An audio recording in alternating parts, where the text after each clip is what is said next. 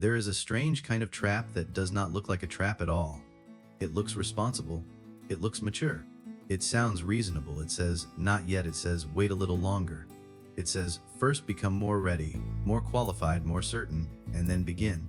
And that is why so many people never truly begin. Not because they are weak, not because they do not care, but because the first wall they meet is often not made of stone. It is made of belief.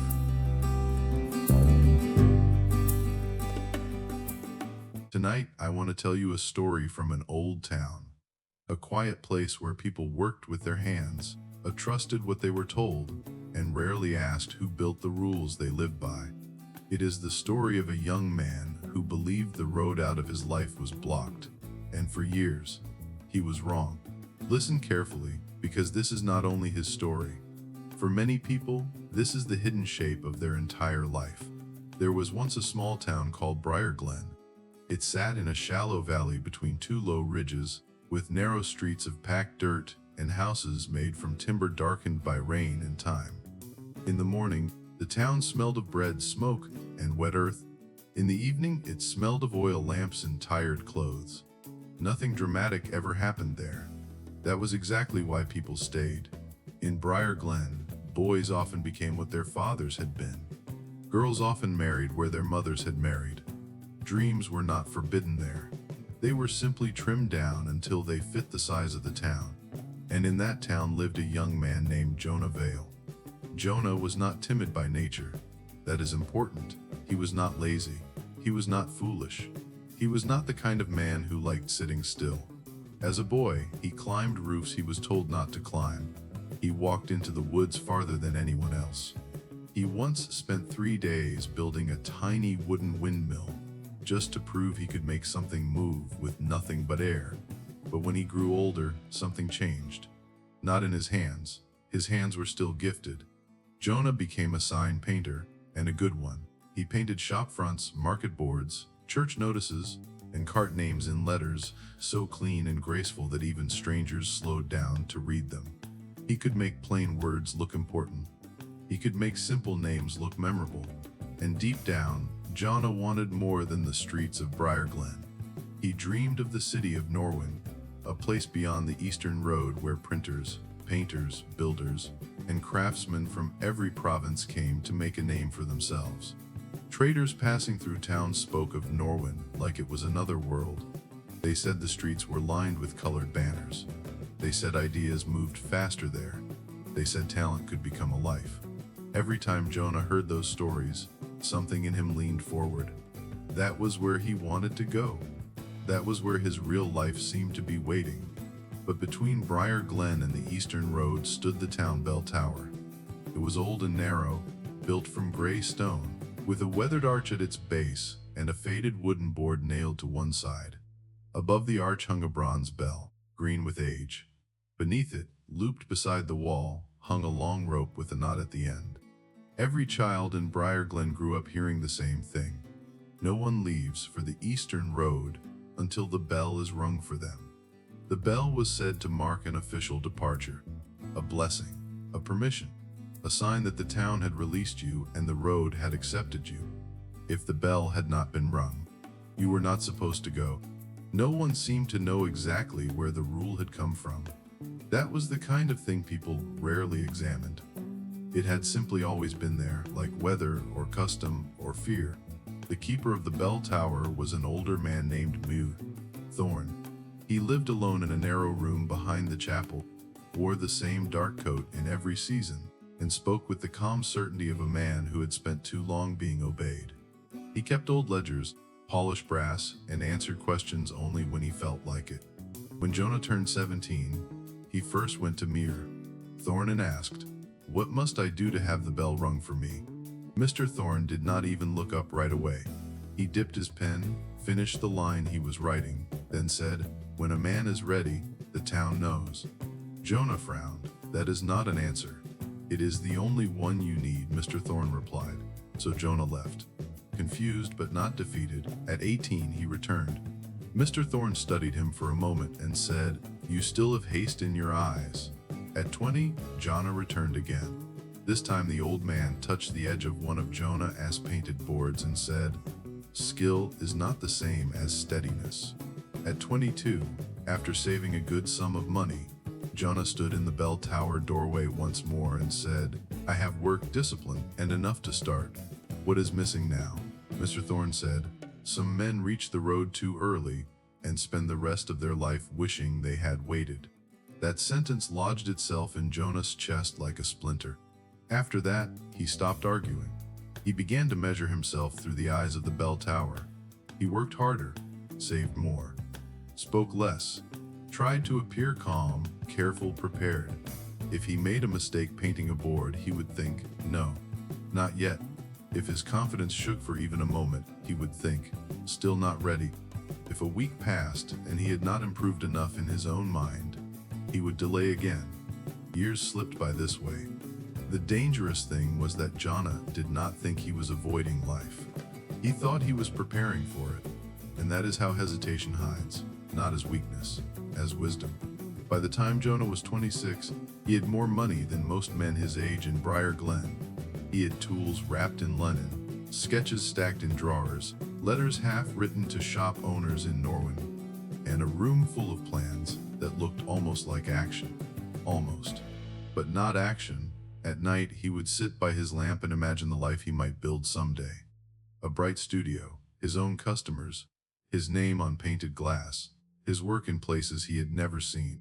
Then morning would come, and he would repaint another bakery sign in the same street he had walked for years. There was a woman in town named Alara Finch who sold paper, ink, and ribbon from a small corner shop. She was sharp-eyed, quick-spoken, and not especially impressed by people who used good intentions as a substitute for courage. Jonah liked talking to her because she listened past his words. One autumn afternoon, while wrapping a packet of charcoal, she asked, "So, when are you leaving?" Jonah gave the same answer he had given many times before. "When the bell is rung." Alara paused.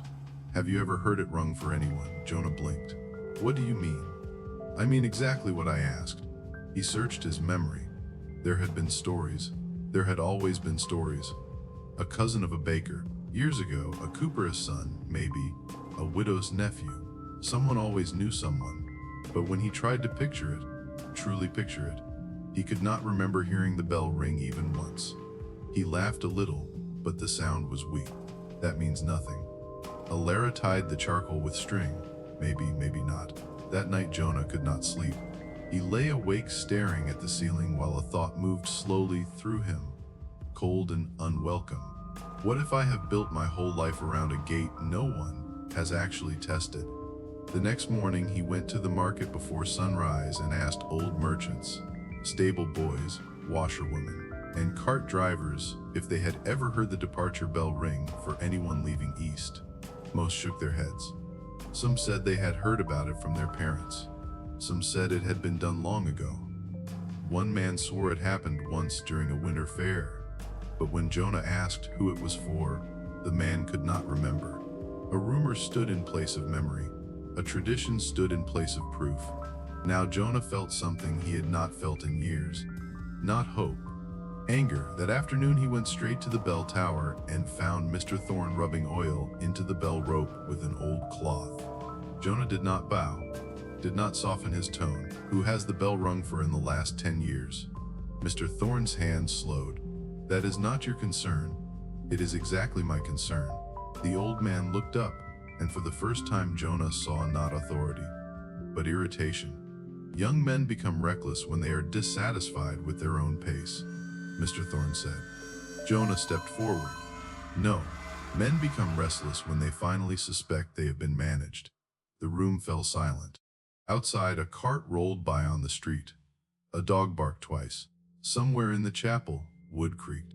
Then Mr. Thorne stood very slowly and said, "The bell is not a toy. The road changes people. Some are better off staying where they belong." There it was, not a law, not a sacred rule of preference. Jonah felt his heartbeat in his throat. "Belong," he repeated. "Who decides that?" Mr. Thorne did not answer. That evening, Jonah did something he should have done years before. He went to the town records. In a storage room beneath the chapel were shelves full of ledgers, property marks, tax books, weather notes, and old notices rolled into tubes and tied with string. Dust floated in the lamplight. Mice rustled somewhere in the walls. For hours he searched by himself. At first he found nothing useful. Then, just past midnight, he unrolled a brittle notice with a cracked wax seal. The writing was faded, but still readable. Temporary closure of bell rope due to break in upper beam. Travel along Eastern Road remains open. Ringing suspended until repairs are completed. The date was 32 years old. Jonah stared at the page. Then he found another note, later that same year. Repairs postponed due to cost.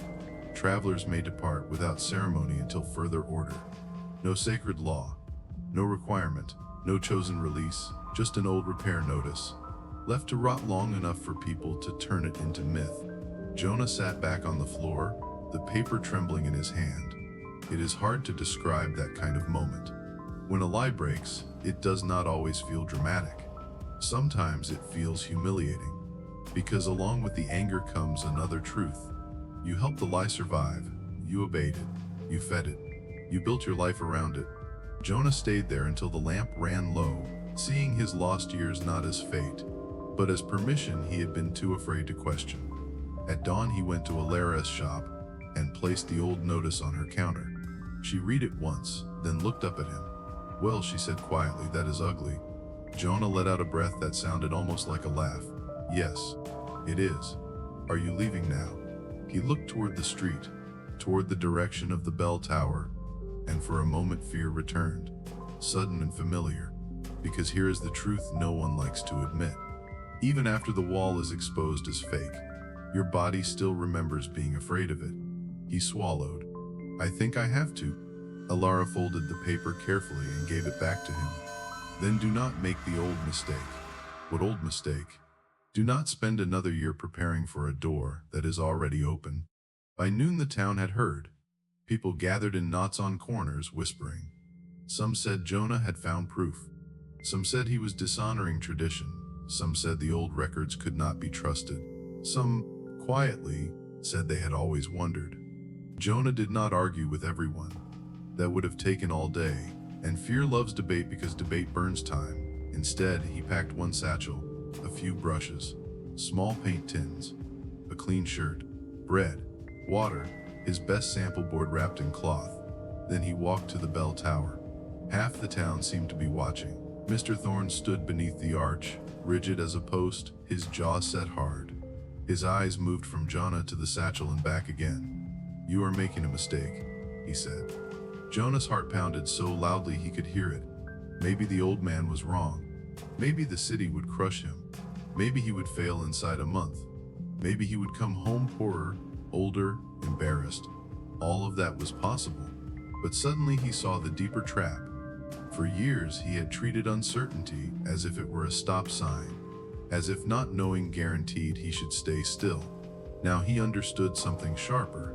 A road does not become wrong simply because it does not promise comfort. He stepped closer to the rope hanging by the wall. Mr. Thorne's face changed. For the first time he looked frightened. "Do not touch that," he snapped. Jonah stared at him. "Why?" The old man's mouth opened, then closed. There was no answer left.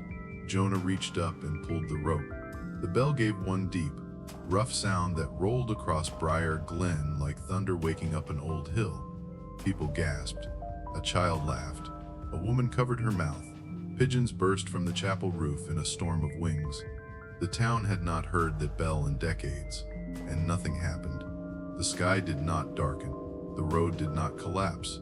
No curse fell. No soldier came. There was only the sound fading into the air and the unbearable plainness of reality. Jonah looked at the crowd, then at the road beyond the eastern ridge. He almost smiled. "So that was it," he said softly. "Not a wall, not a law, just a habit everyone obeyed."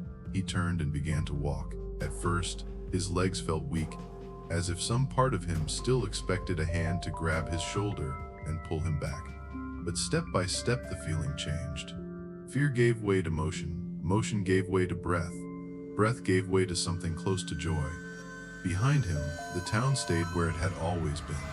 Ahead of him, the road bent into light. Alara stepped out from the crowd and called after him. right when you arrive. He lifted a hand without turning back. The journey to Norwin was not easy. This is not that kind of story. The road was muddy after rain. An innkeeper overcharged him. One morning he woke with a fever and had to rest under a cart shed for 2 days. In the city, 3 shop owners rejected his work before one finally hired him to repaint a faded bookstore sign. But something fundamental had changed. For the first time in his adult life, Jonah was solving real problems instead of rehearsing imaginary permission. He was tired, but alive, afraid sometimes, but moving, uncertain often, but no longer ruled by uncertainty. Months later, a letter returned to Briar Glen. Then another. Jonah had found work, then regular work, then a small rented corner where he painted signs, windows, and banners for city merchants. His lettering became known. His style became recognizable. He was not a legend, not instantly, not magically, but he had started, really started, and that changed everything. Back in Briar Glen, something else changed too. One by one, people began using the Eastern Road without waiting for ceremony. A seamstress left to work with her sister in a larger town. A young cooper took his tools to the trade market. Even a widow with 2 children left to join family farther south. The bell tower still stood. Mr. Thorne still lived near the chapel, but the spell of it had been broken, because most invisible barriers do not survive contact with courage. Now, why does this story matter? Because many people listening to me right now are living inside their own version of Briar Glen. You may not have a bell tower. You may not have an old keeper in a dark coat telling you to wait. But maybe you have a sentence, a belief, a rule you inherited and never inspected. I need more experience first. I need more confidence first. I need more money first. I need a clearer sign. I need everyone to approve. I need to be certain this will work, and maybe some of those things matter a little. I am not here to romanticize recklessness, but be honest. How much of your delay is wisdom, and how much of it is obedience to an idea you never tested? That is the deeper lesson in this story. Some people do not fail to begin because the road is closed. They fail because they have mistaken an old instruction for eternal truth. The barrier is not always in front of you.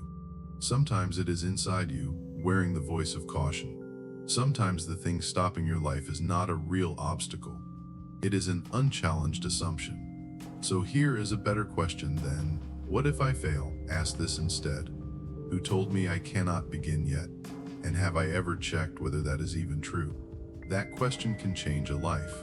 Because once you test a false limit, once you pull the rope, once you hear the empty authority of fear ring out and fade, you cannot go back to the old sleep. You begin to see how many people are standing in front of open roads, asking permission from silence. Do not do that to your life. Do your research. Use your mind. Take responsibility.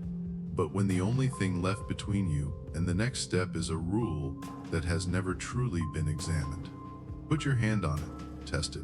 Many of the doors that frighten us are not locked. Many of the barriers that control us are made of repetition, not reality. And many people never discover this because they spend their whole life respecting a limit no one had the courage to touch. If you see yourself anywhere in Jonah, then maybe your moment is not someday. Maybe it is much closer than you think. Maybe the road has been open for a very long time. If this story meant something to you, if it gave you a perspective or a lesson you needed so that you can finally do something, please like this video and share it with people who need it. And tell me in the comments, what is one rule in your life that you now realize you may need to question? I will be back with another story to help you keep growing. Thank you for listening. I will see you again.